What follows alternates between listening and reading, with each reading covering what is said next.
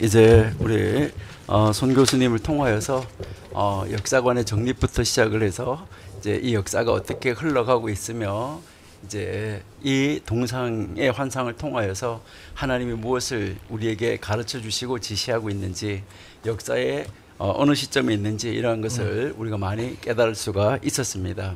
뭐 기독교와 마찬가지로 이제 구약 성경에 나타나는 바로 이 유대인들은 어떨까? 이 유대인들은 바로 이 이스라엘 그 민족이 역사의 중심에 있다, 이것을 확고하게 믿는 사람들입니다. 그래서 그 이스라엘 사람들의 이 역사가 하나님 계획의 중요한 부분이라고 믿고 있습니다.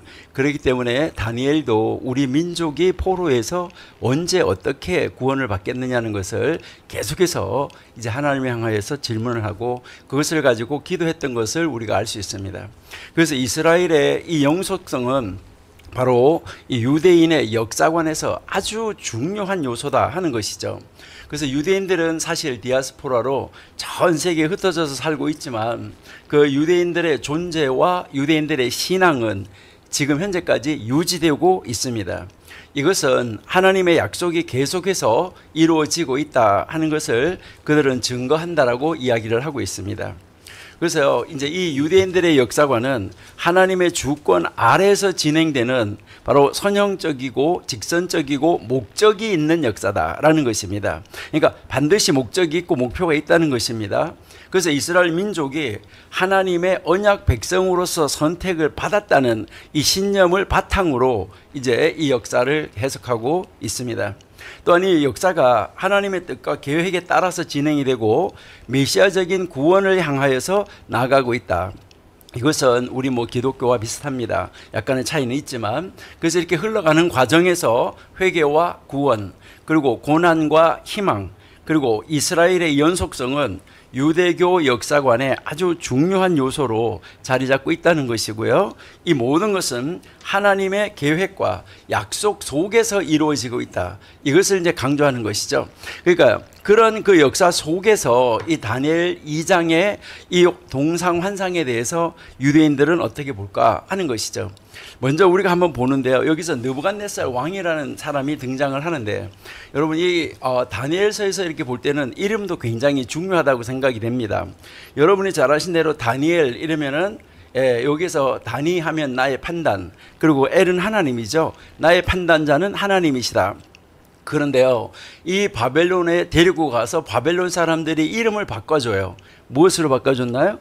벨드사살이라고 이름을 바꿔주는데, 이것은 벨신이 그의 생명을 책임진다, 이렇게 바꿔줬습니다. 그러니까 신의 이름이 들어간 거예요. 그러니까 이 바벨론 사람들이 이름을 짓는 것도 굉장했었다는 것을 볼 수가 있는데, 여러분을 보시면 하나야 이렇게 이야기하면 하나야는 여호와께서 은혜를 베푸신다는 뜻이잖아요. 근데 이거를 사드락 이렇게 바꿔가지고요, 이것은 아쿠 신의 명령, 다 이제 이 하나야 할 때 야가 우리는 여호와 하나님, 또 미사엘 할 때 엘이 하나님, 그 다음에 아사리아 할 때 야가 하나님. 이런데 여기에서 보시면요, 사드라 아쿠, 메사 아쿠 할 때 이게 아쿠는 바벨론의 달신 이름입니다. 그러니까 다 바벨론의 신의 이름이 들어가도록 붙여줬어요. 그 다음에 아벤느고 했는데 이건 아벤느보라는 같은 뜻인데, 그래서 느부갓네살이라고 이야기를 할 때 이 느부라는 말은 바벨론의 신의 이름을 이야기를 하는 것이죠. 그 다음에 여기서 이제 갓네살 이렇게 이야기하는데, 여기서 카드 이렇게 이야기하는 건데, 원래 히브리어로요, 이 카드 하는데 이걸 갓 이렇게 그냥 썼는데, 요것은 경계석, 왕의 그 시한, 왕의 경계, 이런 것을 이야기를 하고 있습니다. 그 다음에 사르라고 한국말로 되어 있는데, 이게 네짜르라는 말인데, 이 말은 지킨다, 보호한다, 이런 뜻인데요. 그래서 이 느부갓네살이라는 사람, 이 왕의 이름은 바로 느보 신이 나의 왕국을 보호하신다, 나의 경계선을 완전하게 지키고 보호하신다, 이런 뜻을 가지고 있습니다. 그러니까요, 이 바벨론 안에 있는 그 신들을 어떻게 이해할 것인가, 이것도 여러분들 한번 보시면서 이 동상은 과연 무엇을 말하는가 하는 것을 여러분들이 공부하시면 좋을 거라고 생각이 됩니다. 그래서 다니엘 2장에 나오는 이 느부갓네살 왕의 이 동상 환상은 우리가 지난주에도 얘기했지만 아주 성경에서 굉장히 중요한 역할을 하고 있다. 그래서 인간 제국의 흥망성쇠, 하나님의 영원한 왕국의 도래, 이가 영원한 왕국이 온다는 것을 예언하는 상징적인 사건이라는 것이죠. 여기에서 이제 이 유대인들의 그 관점을 제가 잠깐 한번 소개를 해드린다고 하면, 유대인들에게 있어서는 사디아 가온이나 이븐 에즈라 아니면 라쉬 마이모니데스 같은 아주 유명한 학자들이 있는데, 이 사람들은 이것을 어떻게 볼까 하는 것이죠. 다니엘이 이제 이 하나님으로부터 지혜를 받아서 왕이 꾼 꿈의 내용을 알게 되고 꿈 해석도 알게 되었잖아요. 이 왕이 꿈속에서 본 이 환상에 나오는 동상의 각 부분 이것은 역사 속에서 등장하는 여러 제국을 상징한다. 이것은 뭐 우리 기독교든 유대교든 똑같습니다. 그래서 각 제국은 금, 은, 놋, 철, 진흙으로 이어지는 이 순서대로 점차 약해진다라고 이제 설명을 하고 있습니다. 그러다가 마지막에 등장하는 이 돌은 하나님의 영원한 왕국을 상징하고, 이 왕국은 모든 인간 왕국을 무너뜨리고 이제 영원히 지속된다 하는 것을 우리에게 가르쳐주는 이야기죠.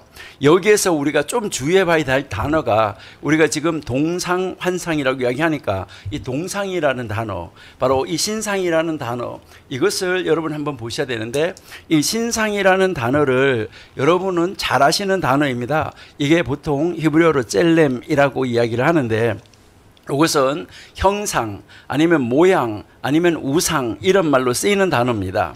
이 단어가 성경 여러 곳에서 이제 사용되는데 문맥에 따라서 다르게 달라지는데 다른 의미를 가지는데, 원래 이 젤렘이라는 단어는 젤이라는 그 어근을 가지고 있습니다. 이것은 햇빛에 의해서 드리워진 그림자 아니면은 어떤 것에 투영된 이미지, 이런 것을 말할 때 쓰이는 것입니다. 그래서 이 젤렘은 이것을 확장해 보면 실체의 이미지나 모양을 나타내는 단어가 아닙니다.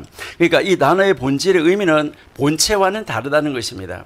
그러니까 그 본질을 완전히 나타내지는 못하지만은 외형적으로 본체와 유사한 것을 의미하는 것입니다. 그래서 이 개념은 인간이 하나님의 젤렘을 닮았다. 여러분이 창세기 1장에서 하나님의 형상을 닮았다 할 때 그 형상이라는 단어가 이 젤렘입니다.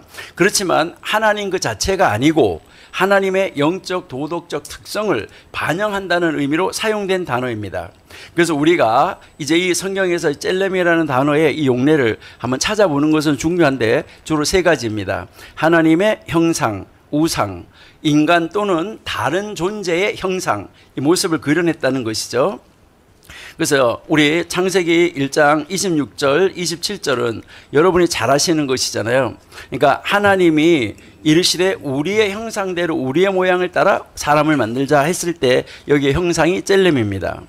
그래서 또 창세기 9장 6절에 보면 사람의 피를 흘리면 그 사람의 피도 흘릴 것이니 이는 하나님이 자기 형상, 그러니까 하나님이 자기 젤렘대로 사람을 지었다, 이렇게 이야기를 하신 것이죠. 여기에서 이 젤렘은 하나님의 형상을 반영하는 이미지로 나타났다, 이렇게 보시면 되겠죠. 그 다음 이제 두 번째로 우리가 볼 것은요, 열왕기하 11장 8절에 보시면은 온 땅의 백성이 바알의 신당으로 가서 그 신당을 헐며 그 단들과 우상들을 철저히 깨뜨리고 할 때, 여기에 우상들 할 때 이게 젤렘입니다.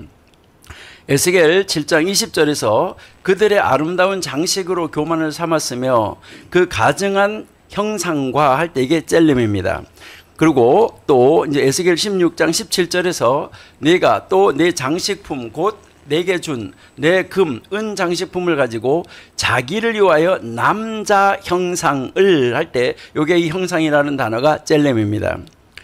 또 이제 이러한 이 범주에서 여기서 나오는 이 젤렘은 어떤 물리적인 형상 또 우상으로 사용이 되어져 가지고 우상 숭배의 부정적인 이러한 하나의 상징으로 등장하고 있었다 하는 것을 우리가 볼 수가 있고요. 또 한 가지는 이제 이 젤렘은 단순히 우상이 아니라 인간이나 다른 그 존재의 형상을 가리킬 때도 이것이 누구를 가리킨다 하는 동상처럼 이제 이것은 인간이 만들거나 묘사한 조각상, 동상 또는 이 그림 같은 거 이런 것을 이야기할 때 쓰인다 하는 것인데요. 여기에 바로 이 다니엘 2장 31절에 나오는 거 왕이여 왕이 한 큰 신상을 보셨나이다. 그 신상은 할 때 요 신상이 젤렘입니다. 크고 광채가 매우 찬란하며 그 모양이 심히 두려우니 라고 이야기했죠. 여기에 나오는 이 젤렘은 분명히 느부갓네살 왕이 본 거대한 동상을 의미하는 거죠. 이 동상은 바로 각 제국의 앞으로 일어날 각 제국을 상징하는 형상이었었다. 이것을 이야기를 하는 거죠.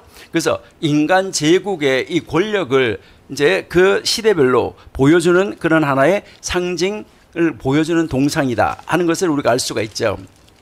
또 다니엘 3장 1절에서 느부갓네살 왕이 금 신상을 만들었으니 할 때 여기에 이 단어가 젤렘입니다. 그리고 여기서 이제 이 젤렘은 느부갓네살 왕이 실제로 세운 금 신상을 말하는 것이죠. 그래서 이스라엘 백성이 숭배하도록 강요받았던 이 상징적 바로 그 우상, 이것을 우리에게 이야기한다. 그 다음에 에스겔 23장 14절에 보시니까 그가 행음을 더 많이 하여 벽에 그린 사람 형상, 요거 젤렘입니다. 곧 붉은색으로 그린 갈대아 사람의 형상, 이 젤렘입니다. 이것을 보고 이렇게 이야기를 하는데요. 이것은 바로 이제 이 벽에 그린 사람의 형상을 나타내고 이스라엘 백성이 이방 문화와 우상 숭배에 빠지는 것을 상징적으로 가르쳐 주는 것이죠. 이러한 이 범주에서 이 젤렘이 바로 인간이나 다른 존재의 물리적 형상이나 조각, 동상을 가리키는 것이잖아요. 이것은 다니엘서에서는 바로 제국의 권력이나 인간의 세속적 상징, 이것을 우리에게 보여주고 있다 하는 것을 우리가 알 수 있습니다. 그래서 다니엘서 2장에서 이 신상은 바로 인간 왕국의 권력과 세속적인 영광, 이것을 상징하는 그런 동상이었다 하는 것이죠. 그래서 금에서부터 진흙까지 이어지는 각 재료는 이 역사 속에서 점점 더 쇠퇴해가는 제국을 의미하는 것이죠. 이것은 끝에 가서는 기력을 잃게 되고 힘이 없어진다는 것인데요. 이것이 바로 각 제국이 처음에는 강력하고 화려하지만 결국에는 점점 약해진다는 이 이미지를 가지고 있습니다. 여기에 대해서 이 사디아 가온이라는 이 유대교 학자가 이 동상을 이방 제국들의 점진적인 쇠퇴다 이렇게 이야기를 했고요. 그래서 유대민족이 궁극적으로 이방 제국에서 해방된다. 그래서 하나님께서 직접 통치하는 시대가 온다. 이렇게 이것을 해석을 했고, 이븐 에즈라라는 사람은 이 동상을 각 제국의 상징으로 보았습니다. 그래서 바벨론, 페르시아, 그리스, 로마를 상징한다. 우리가 똑같이 해석하는데, 그는 이 동상의 각 부분이 제국의 성격과 바로 이 강도를 나타낸다. 이렇게 보고 있습니다. 그 다음에 여기에서 이제 뭐 금 이렇게 이야기를 하는데, 여기서 이제 여러분들 앞으로 이제 이 히브리어로 성경을 보시는 분들 같은 경우에는 다니엘서 2장 4절에서 7장 28절까지는 아람어로 기록됐다는 것을 꼭 기억을 하시고 보셔야 됩니다. 그래서 여기서 금이라는 단어가 히브리어 자합이라는 단어로 안 나오고 여기에 이게 아람어로 나오고 있다. 그랬을 때 사람들이 금 히브리어 내가 아는데 자합인데 요거 아니라는 거. 그래서 여러분들이 왜 아닐까? 이것은 이제 히브리어로 기록된 것이 아니고 이제 그 아람어로 기록됐기 때문에 그렇다 하는 것을 여러분들이 이제 보시면 되는데요. 그래서 이제 여기서 금은 마찬가지고, 이 철이라는 단어도 이제 은이라는 단어는 뭐 히브리어하고 아람어하고 같습니다. 그런데 이 철이라는 단어도 역시 다른 단어입니다. 그리고 여기에 진흙이라는 단어도 다르게 쓰였다는 거, 이것을 여러분이 기억을 하시면서 이제 앞으로 이제 공부하실 때, 다니엘서를 읽으실 때 읽으시면은 좋겠습니다. 결국 여기에 금, 은, 놋, 철, 여기에 진흙까지 나오는 것은 앞으로 일어날 제국의 궁극적 붕괴를 예언한다라고 유대인들도 똑같이 해석을 하고 있습니다. 근데 문제는 어디서 달라지냐면 돌입니다. 여기에서 이 돌은 다니엘서에서 동상을 부수는 바로 상징적 물체다라고 이야기를 하는데, 이 돌은 사람의 손으로 뜨지 않았다라는 것은 옛날에는 이렇게 돌을 뜨인 돌 이렇게 이야기를 하잖아요. 돌을 떠왔잖아요. 이게 어디 가서 이렇게 뭐 이렇게 한 켜, 두 켜 이렇게 떠가지고 왔는데, 사람의 손으로 뜨이지 않고 돌이 떨어져서 온 돌이라는 것이죠. 이것은 인간의 힘이 아닌 하나님의 개입을 상징한다라고 가르칩니다. 그리고 하나님의 영원한 왕국을 세우는 도구다, 이렇게 해석을 하고 있습니다. 그래서 이 마이모니데스라는 이 사람은 이 돌을 메시아적 왕국의 상징으로 해석을 했습니다.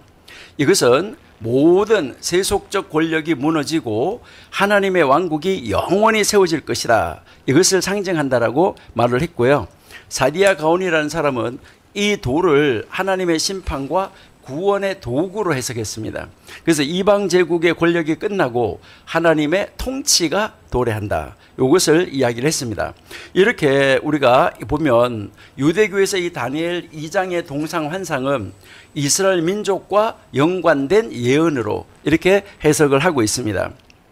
그래서 동상은 이스라엘을 압제하는 이방 제국들을 상징하고, 이 동상은 결국 하나님의 왕국이 세워질 것을 가르쳐 준다는 것이죠.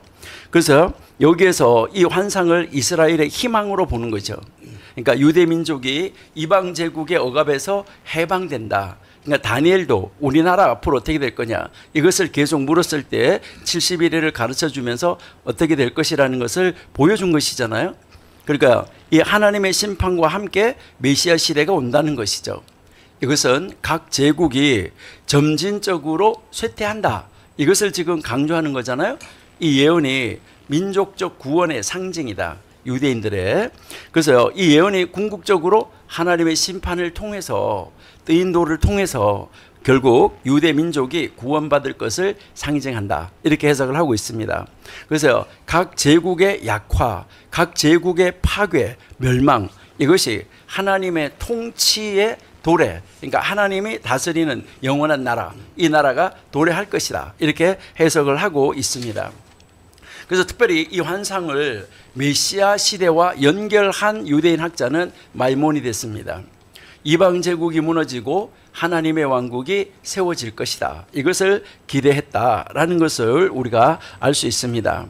이것은 우리 기독교에서는 앞으로 우리 이제 신약에서 우리 김철원 교수님이 자세하게 말씀해 주실 것이지만요, 그리스도의 초림 재림하고 연결된 것으로 이 돌을 해석을 하고, 이제 이 동상이 인간 제국의 일시적인 번영은 이제 보여주지만은 예수님의 재림을 통해서 하나님의 영원한 왕국이 세워진다는 것이죠.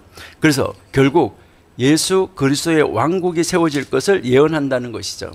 그래서 금에서부터 흙으로 이어지는 동상이 이 세속 왕국의 쇠퇴, 이것을 나타내고 그리스도가 다시 오셔서 모든 인간 왕국을 무너뜨린다라는 것으로 이제 해석을 하는 것이죠.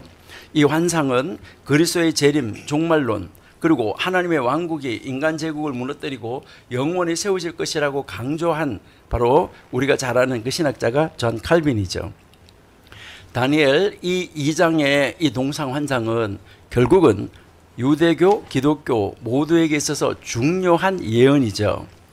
이제 이 유대교에서는 이 예언을 통해서 하나님의 궁극적인 심판과 이스라엘의 구원을 강조하면서 이 세상의 역사를 처음에서 끝까지 만대를 명정하신 분은 바로 하나님이시다. 지난주에 우리가 읽었었는데 이사야 41장을요.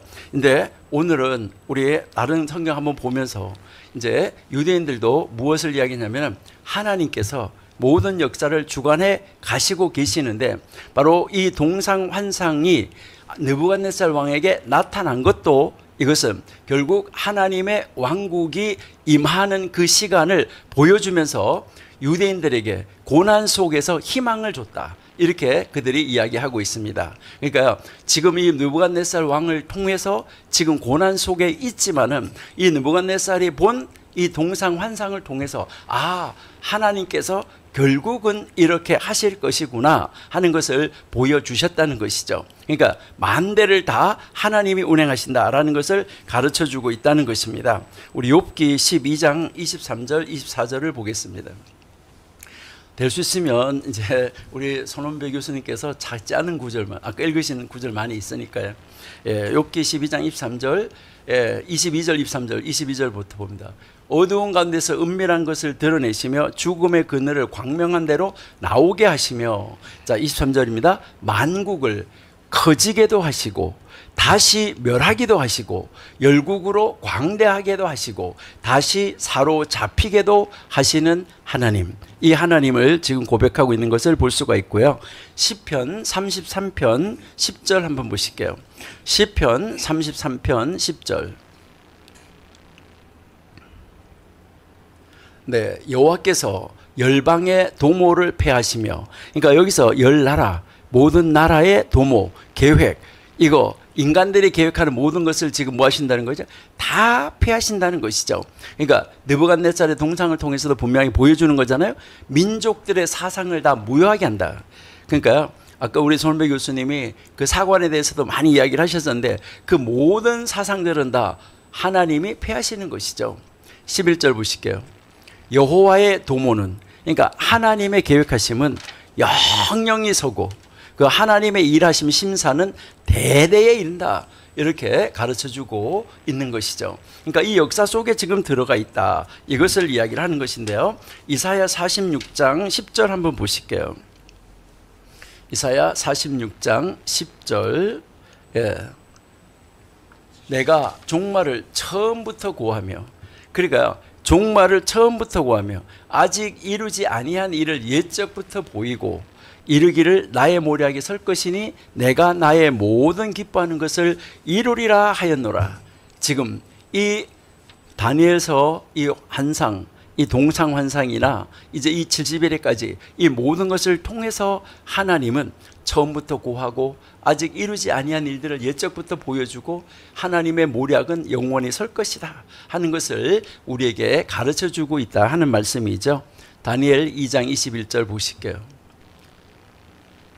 다니엘 2장 21절.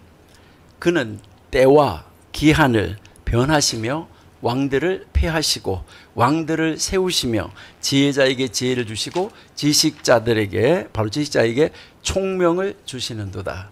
이렇게 이제 하나님은 이제 이 모든 역사에 처음부터 끝까지 우리 정광 목사님께서 항상 하시는 말씀, 역사의 시작에서 이미 저 종말의 끝까지 다녀오신 하나님, 그 전체를 다 보시고 그 순간순간에 이제 앞으로 그 전체 역사를 이뤄가시는 과정 속에서 지금 여기 와 있다는 것을 보여주고 계시는데, 그것을 우리가 이제 때로는 잘 깨닫지 못하고 인식하지 못하고 있다는 것이죠. 그래서 이것을 신약에서 풀어내시고 우리 정호 목사님께서 이 역사에 정말 그 하나님께서 역사를 움직여 나가시는 것을 우리가 그 어떤 하나님의 영안으로 이것을 내다보고 풀어가면서 우리에게 이 역사가 지금 이렇게 진행이 될 것인데 여기에 와 있다라고, 우리와 함께 정말 동시대를 살아가면서 우리는 이 역사의 현 시점에서 우리는 어떤 일을 이루어야 되는가,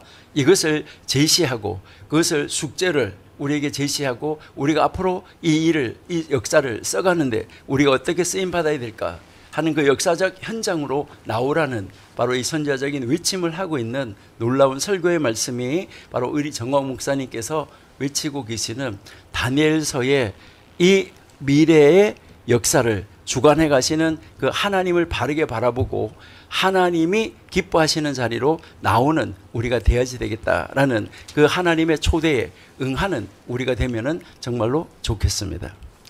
예, 여러분, 변선복 교수님께서